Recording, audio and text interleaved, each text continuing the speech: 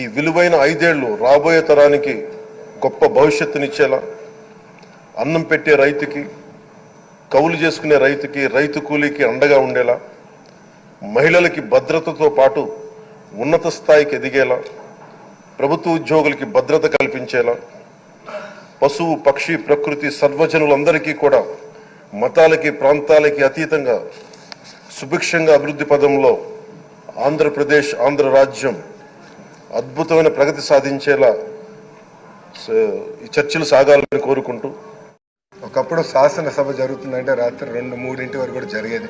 ముఖ్యమంత్రి గారు ప్రతిపక్ష నేత హోరాహోరీగా చర్చలు చేశారు. యువకులుగా మేము అందరం చూసేవాళ్ళం. ఉందాతనంగా సభ జరిగేది. ఎవరన్నా స్పీడ్గా మాట్లాడినా రెండో రోజు సభకొచ్చి కొంచెం స్పీడ్గా మాట్లాడడం క్షమించండి అని కూడా కోరిన రోజులు అందరం చూసాం. కానీ గత 5 సంవత్సరాలు అన్నీ లేకుండా పోయినాయి. ప్రజలు కూడా ఒక మాటలో చెప్పాలంటే శాసనసభని అసహించుకునే పరిస్థితి వచ్చింది. ఇది చాలా చాలా బాధాకరం. ఇక్కడ చాలా మంది మొదటిసారి శాసనసభ్యులు ఉన్నారు. మీ నాయకత్వంలో నేర్చుకునేదానికి మేము ఈ హౌస్కి వచ్చాం. సభ సాంప్రదాయాలు ఏంటి, ఎలా ముందలు తీసుకెళ్ళనేది మీరు మమ్మల్ని అందరినీ గైడ్ చేయండి. యంగ్స్టర్స్గా గతంలో ఎట్లయితే సభ జరిగేదో, పెద్దలు ఎలా ఈ సభని నిర్వహించారో నేర్చుకున్న ఆలోచనతో మేమందరం ఇక్కడికి వచ్చాం. మీ ప్రోత్సాహం ఎప్పుడు మాకు ఉండాలని అధ్యక్ష వారిని నేను కోరుతున్నాను.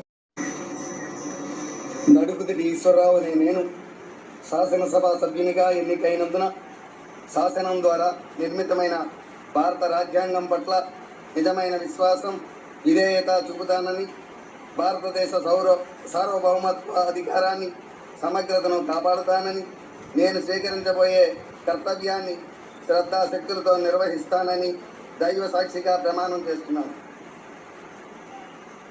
ఆంధ్రప్రదేశ్ శాసనసభ సభ్యుడైన నడుకుదిటి ఈశ్వరరావు అనే నేను సభ నియమాలకు కట్టుబడి ఉంటానని, వాటిని అనుసరిస్తానని, సభ మర్యాదలను పాటిస్తానని, సాంప్రదాయాలను గౌరవిస్తానని దైవ సాక్షిగా ప్రమాణం చేస్తున్నాను. Shri GVR Naidu P.